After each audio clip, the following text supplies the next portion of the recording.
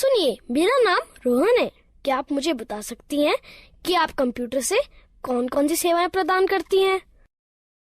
हाँ बिल्कुल, मेरा नाम गीता है और जैसा कि आप देख रहे हैं कि मेरे पास इंटरनेट सुविधा युक्त एक कंप्यूटर है, जिसके जरिए मैं विभिन्न सेवाएं जैसे रेल टिकट की बुकिंग, विभिन्न प्रकार की सूचनाएं जानने में, बिजली व मोबाइल फोन के बिलों का भुगतान, बैंक से लेन देन, पैन कार्ड, पासपोर्ट का आवेदन आदि आदि सुविधाएं प्राप्त करा सकती हूँ।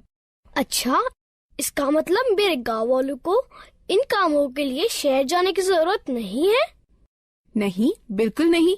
यदि गांव में इंटरनेट युक्त कंप्यूटर सुविधा उपलब्ध है, तो गांव वालों को इन सुविधाओं को प्राप्त करने हेतु शहर जाने की आवश्यकता नहीं है।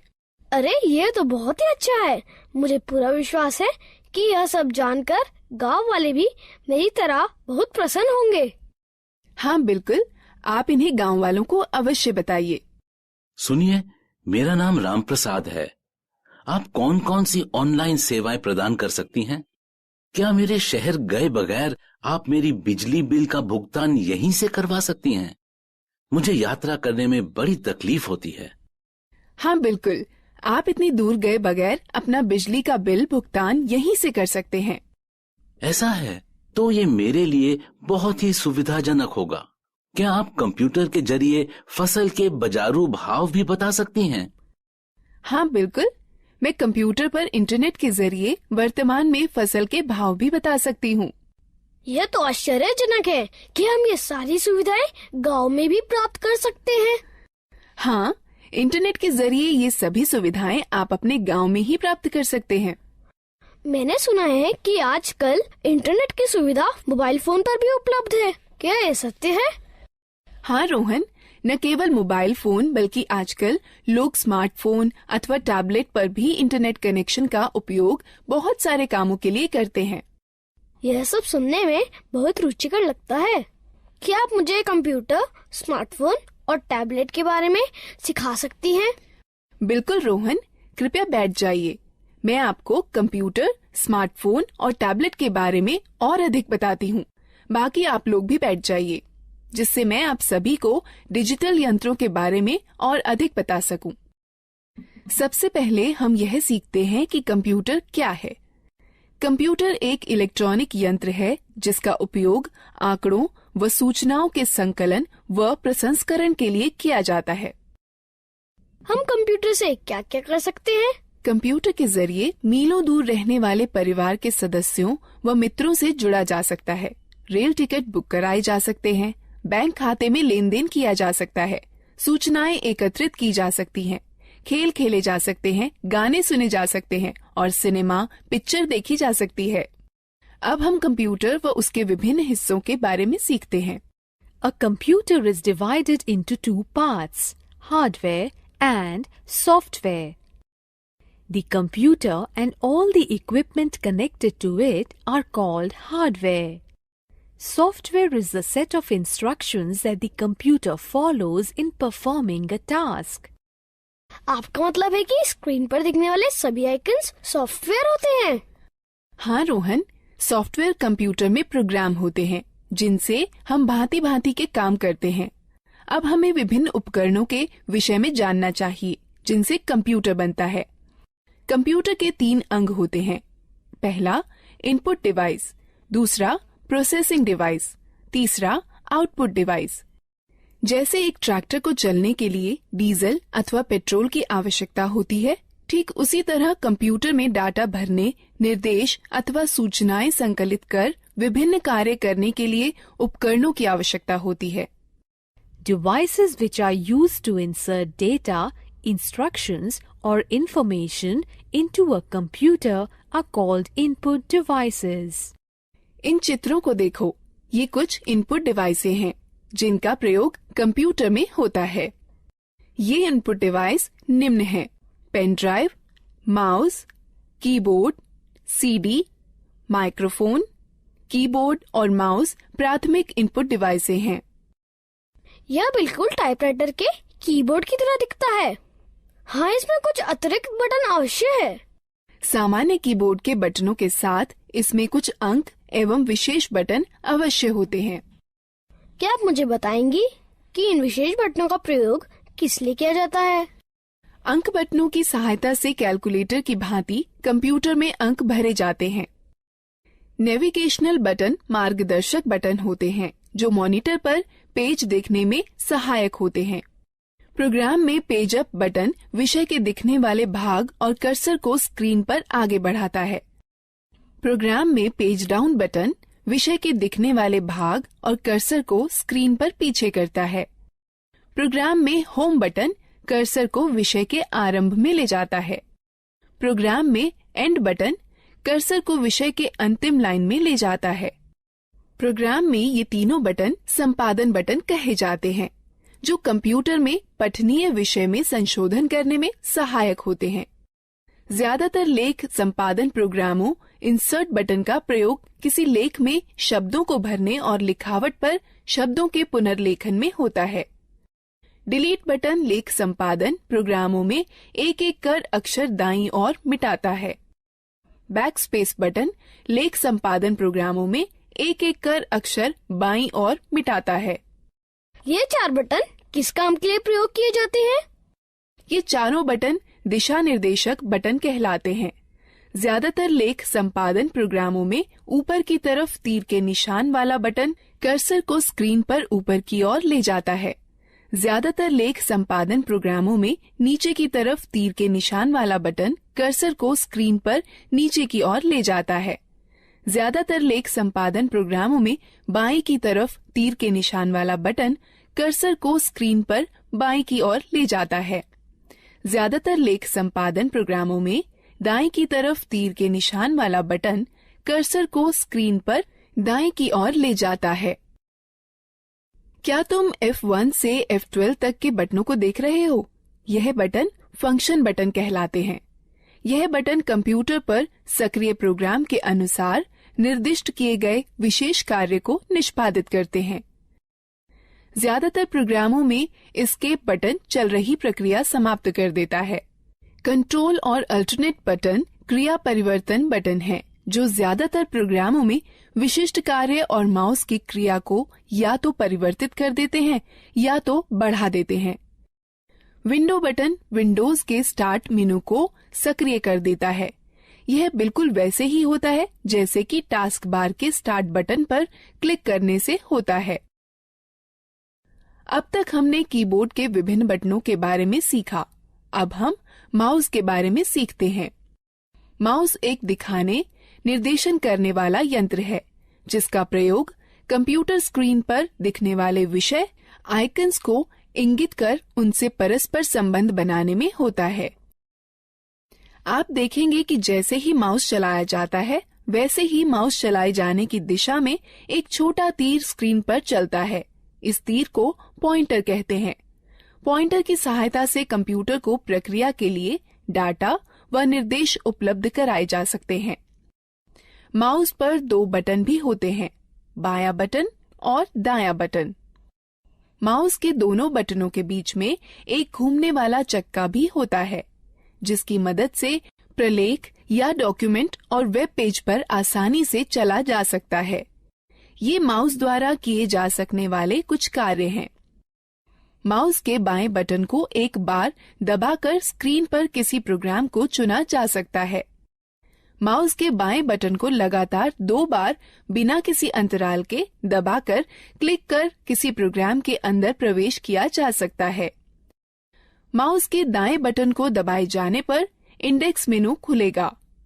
घूमने वाला चक्का स्क्रीन पर पेज को ऊपर नीचे खिसकाने में हमारी सहायता करता है। जिस तरह दानों से भूसी निकालने या गेहूं को पीसने में ग्राइंडिंग मिल एक प्रोसेसिंग मशीन की तरह काम करती है, उसी तरह कंप्यूटर में वह यंत्र जो डाटा संग्रहण और संरक्षण को नियंत्रित करते हैं वह प्रोसेसिंग डिवाइस कहलाते हैं। कंप्यूटर प्रोसेसर या सीपीयू प्रोसेस की जाती है, फिर कंप्यूटर की मेमोरी या आरएएम में संरक्षित की जाती है। जिस तरह दानों से भूसी निकालने या गेहूं को पीसने में ग्राइंडिंग मिल एक प्रोसेसिंग मशीन की तरह काम करती है, जिस तरह अनाज और भूसे को अलग अलग करने वाला थ्रेशर एक आउटपुट मशीन है, उसी तरह कंप्यूटर के साथ परिणाम को दिखाने के लिए जो यंत्र प्रयोग में लाए जाते हैं उन्हें आउटपुट यंत्र कहते हैं। मॉनिटर एक बहुत ही सामान्य आउटपुट यंत्र है। मॉनिटर स्क्रीन है जिसका प्रयोग आउटपुट जैसे शब्दों, अंकों व चित्रों को देखने में होता है। मॉनिटर दो तरह के होते हैं, कैथोड रे ट्यूब और flat panel display. Printer computer से प्रसंस्कृत डाटा लेता है जिसे सॉफ्ट कॉपी कहते हैं और उसे छापकर निकालता है जिसे हार्ड कॉपी कहते हैं। कंप्यूटर पर दिखने वाले किसी चित्र या लेख को सॉफ्ट कॉपी कहते हैं तथा उसी के छपे हुए को हार्ड कॉपी कहते हैं। प्रिंटर तीन तरह के होते हैं, इंकजेट प्रिंटर, लेजर प्रिंटर और डॉट मैट्रिक्स प्रिंटर। स्पीकर एक आउटपुट यंत्र जिसके द्वारा हम आवाज सुनते हैं। स्पीकर के बिना हम गाने अथवा आवाज विषयों आदि को सुन नहीं सकते। हेडफोन कंप्यूटर से आवाज आउटपुट देता है। ये स्पीकर की तरह होते हैं किंतु इन्हें कानों पर पहना जाता है, इसलिए एक समय में केवल एक ही व्यक्ति आउटपुट सुन सकता है। प्रोजेक्टर एक आउटपुट यंत्र है जिससे किसी लेख या चित्र को समतल स्क्रीन पर दिखाया जाता है। अधिकतर प्रोजेक्टर का प्रयोग सम्मेलनों में या प्रस्तुतिकरण में होता है जिसके द्वारा प्रदर्शित होने वाले कई लोग एक साथ देख सकते हैं। अब तक हमने कई तरह की इनपुट प्रोसेसिंग व आउटपुट डिवाइसों के बारे में जाना है। अब हम लोग मजेदार गतिविधि में भाग। प्रत्येक प्रश्न के लिए सही विकल्प चुनें। सही है, अच्छा प्रयास।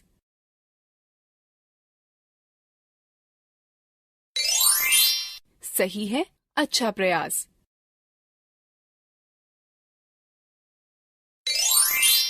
सही है, अच्छा प्रयास। सही है, अच्छा प्रयास। दीदी, कंप्यूटर सारा डाटा कहाँ संचित करता है? जिस तरह तुम्हारा दिमाग बहुत सी आवश्यक चीजों को याद रखने में तुम्हारी मदद करता है, उसी तरह कंप्यूटर डाटा संचित करता है जिसे कंप्यूटर मेमोरी कहते हैं। कंप्यूटर की मेमोरी दो तरह की होती है, प्राथमिक अथवा मुख्य मेमोरी और द्वितीयक मेमोरी। मुख्य प्राथमिक मेमोरी बहुत तेज है, इसे रैम कहते हैं। इसका अर्थ रैंडम एक्सेस मेमोरी अथवा रैम होता है। कंप्यूटर की गति रैम पर निर्भर करती है। डाटा और निर्देश मुख्य मेमोरी में संचित रहते हैं, जहां से ये प्रोसेस कर रिजल्ट प्राप्त करने के लिए सीपीयू में पुनः प्राप्त किए जा सकते हैं। रैम वह मेमोरी होती है जहां सारे प्रोग्राम संचित किए जाते हैं। कंप्यूटर की गति रैम पर निर्भर होती है। कैश मेमोरी वह मेमोरी है जो रैम का अंग होती है और प्रोसेसर के बहुत पास होती है। इसका प्रयोग प्रोसेसिंग गति को सुधारने में किया जाता है।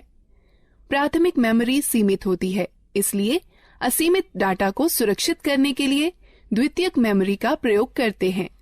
चूंकि कंप्यूटर द्वितीयक मेमोरी पर सुरक्षित डाटा को सीधे प्रोसेस नहीं कर सकता, अतः प्रोसेस करने के लिए पहले रैम पर उसकी नकल तैयार की जाती है। ये कुछ डिवाइस हैं जो द्वितीयक मेमोरी की तरह कार्य करती हैं: पेन ड्राइव, हार्ड डिस्क और डीवीडी। तो एक कंप्यूटर डाटा को अपनी मेमोरी में कैसे सुरक्षित करता है? कंप्यूटर सभी सूचनाएं केवल दो अंकों 0 और 1 में संचित करता है।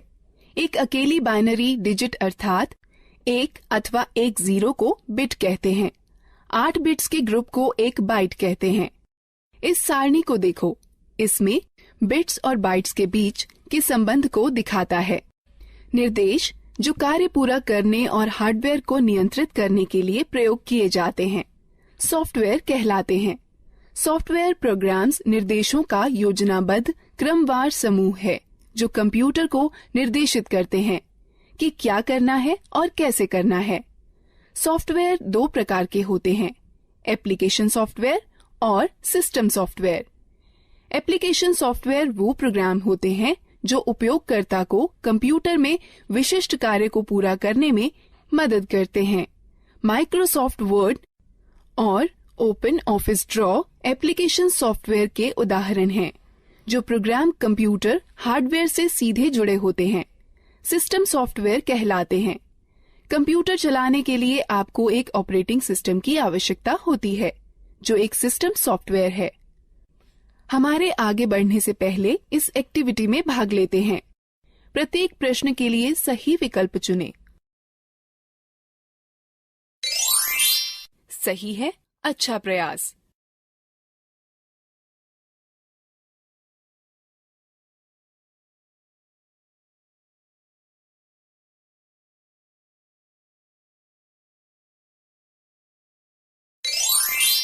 सही है, अच्छा प्रयास। गीता, ये सब रुचिकर है। मैंने पहले कभी भी कंप्यूटर नहीं चलाया है। क्या तुम मुझे बता सकती हो कि कंप्यूटर कैसे स्थापित किया जाता है और कैसे चलाया जाता है? अवश्य चाचा, मैं सब कुछ समझा दूंगी। सबसे पहले मैं आपको कंप्यूटर के विभिन्न अंगों से परिचित कराती हूँ। यह मॉनिटर है। यह टेलीविजन की तरह है और इसकी स्क्रीन पर आउटपुट देखा जाता है। यह सिस्टम बॉक्स है। इसमें सेंट्रल प्रोसेसिंग यूनिट अर्थात सीपीयू होता है। यह सीपीयू ही कंप्यूटर का मुख्य दिमाग होता है। यह कीबोर्ड और माउस हैं। यह दोनों इनपुट डिवाइस हैं, जिसके द्वारा कंप्यूटर में डाटा भरा जाता है। कंप्यूटर को जोड़ने के लिए सबसे पहले उसे मेज पर रखिए। तब सिस्टम बॉक्स के बगल में मॉनिटर रखिए। सिस्टम बॉक्स के पीछे का भाग देखिए। इसमें विभिन्न डिवाइसें जोड़ने के लिए खांचे बने हैं, जिन्हें पोर्ट कहते हैं। अब इस तरह से मॉनिटर सिस्टम से जोड़ा जाता है। सिस्टम बॉक्स वीडियो पोर्ट को वीजीए पोर्ट कहते हैं। इससे मॉनिटर को जोड़ने वाले तार को वीजीए केबल कहते हैं। वीजीए केबल के एक सिरे को सिस्टम के वीजीए पोर्ट से तथा दूसरे को मॉनिटर से जोड़ा जाता है। कीबोर्ड दो प्रकार के कनेक्टर वाले होते हैं, PS2 कनेक्टर अथवा USB कनेक्टर। कीबोर्ड को कनेक्ट करने के लिए उसके कनेक्टर को सिस्टम के उपयुक्त पोर्ट में जोड़ा जाता है। माउस 3 प्रकार के कनेक्टर वाले होते हैं, PS2 कनेक्टर, USB कनेक्टर अथवा सीरियल कनेक्टर। माउस को कनेक्ट करने के लिए उसके कनेक्टर को सिस्टम के उपयुक्त पोर्ट में जोड़ा जाता है।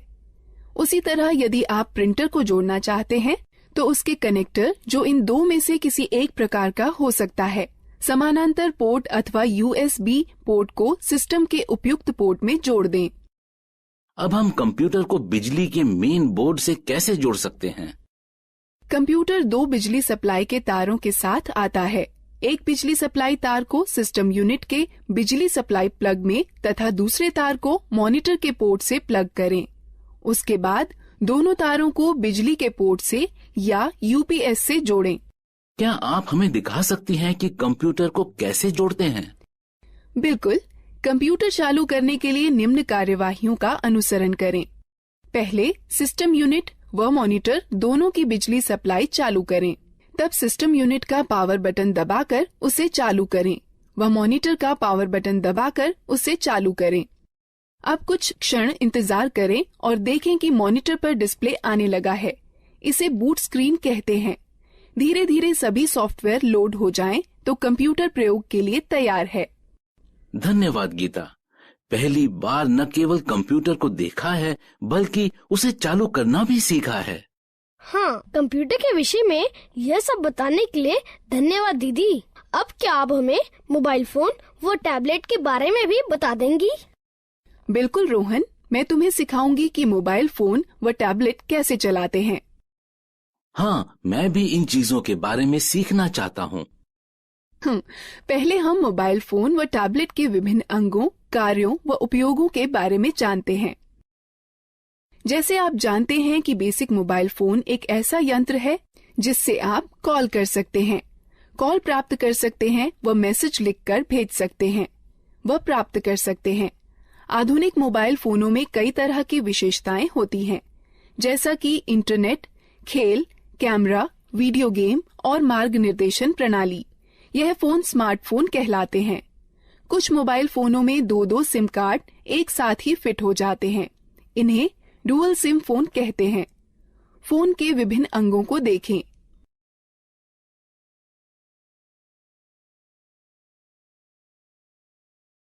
गीता, क्या तुम मुझे दिखा सकती हो कि फोन में सिम व बैटरी कैसे डालते हैं? बिल्कुल, बस निम्न प्रक्रियाओं का अनुसरण करें। पहला, फोन को स्विच ऑफ कर दें और पीछे का कवर निकाल दें। उसके बाद फोन की बैटरी निकाल दें। तब सिम खांचे में सिम डाल दें। अंत में बैटरी व कवर पुनः लगा दें और फोन को चालू करें। धन्यवाद गीता, मुझे फोन की बैटरी चार्ज करने में भी समस्या होती है।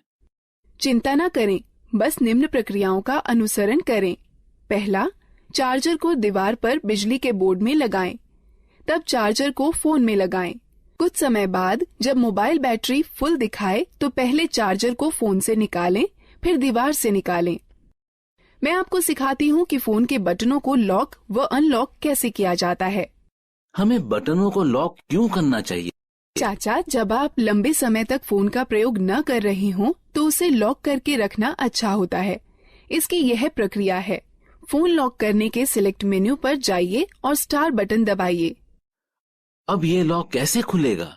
इसे खोलने के लिए फोन का अनलॉक बटन दबाइए और तब स्टार बटन दबाइए। मेरे पास ये नया मोबाइल है और मुझे यहाँ तक नहीं पता है कि इसकी विशेषताएं कैसे देखें। आप अपने मोबाइल की विशेषताएं देखने के लिए पहले मेनू आइकन छुएं या मेनू बटन दबाएं, जिससे फोन के सारे फीचर दिखाई पड़ने लगेंगे।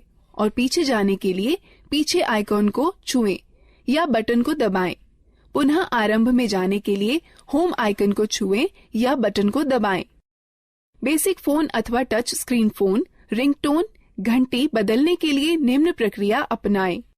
बेसिक फोन के लिए पहले मेनू चुनें, फिर सेटिंग, तब टोन चुनें और फिर खिसक कर रिंगटोन पर जाएं।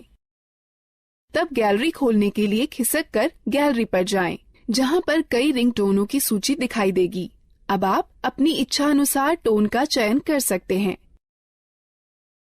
टच स्क्रीन फोन रिंगटोन बदलने की प्रक्रिया। पहला, होम आइकन को छुएं, फिर मेनू आइकन को छुएं, फिर पर्सनलाइजेशन सेटिंग्स आइकन को छुएं, फिर सेटिंग आइकन को छुएं, फिर प्रोफाइल सेटिंग आइकन को छुएं। तब रिंगटोन या नोटिफिकेशन रिंगटोन आइकन को छुएं।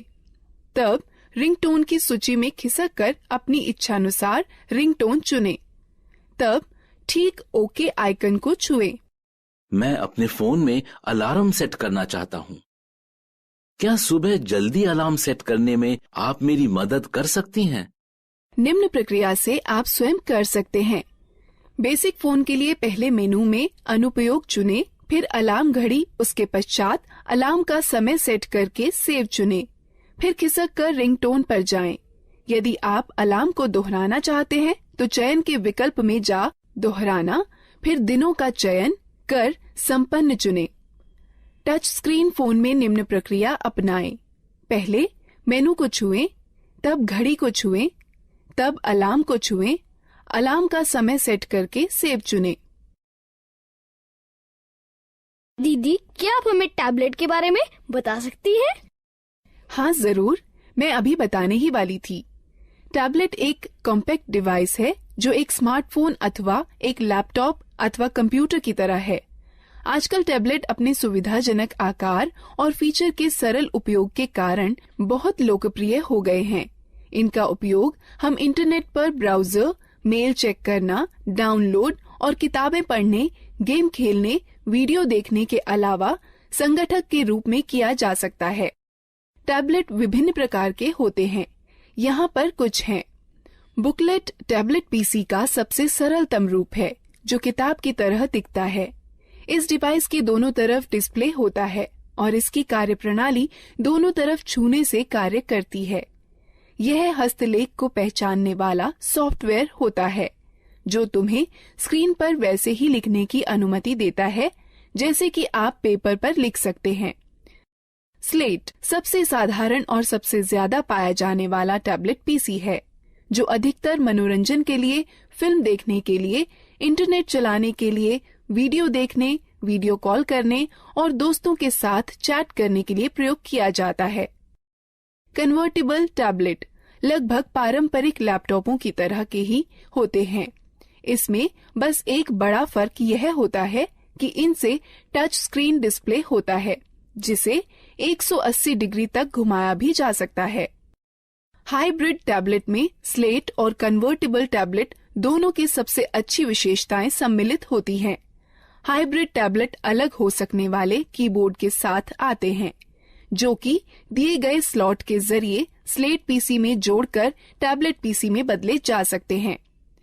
एक रग्ड टैबलेट उन उपयोगकर्ताओं के लिए अच्छा है जो कठिन वातावरण परिस्थितियों में कार्य करते हैं।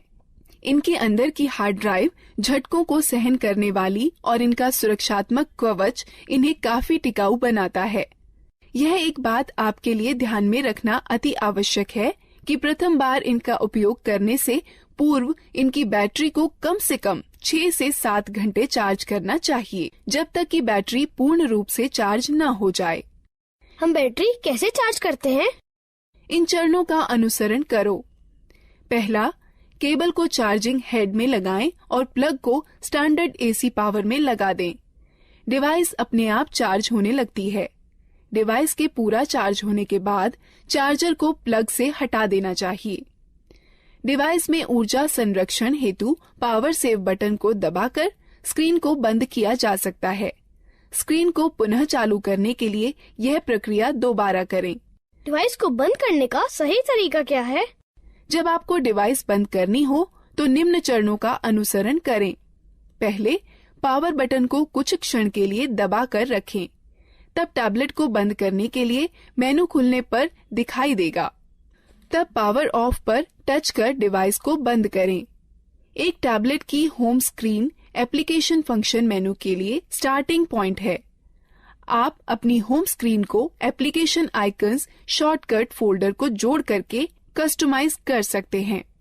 अतिरिक्त डिस्प्ले स्क्रीन के लिए स्क्रीन को दाएं अथवा बाएं खिसकाएं। तो तुमने सीखा कि कैसे लैपटॉप, कंप्यूटर, मोबाइल फोन और टैबलेट को इस्तेमाल करते हैं। अब हम इस प्रक्रिया में भाग लेते हैं। प्रत्येक प्रश्न के लिए सही विकल्प चुनें। सही है, अच्छा प्रयास।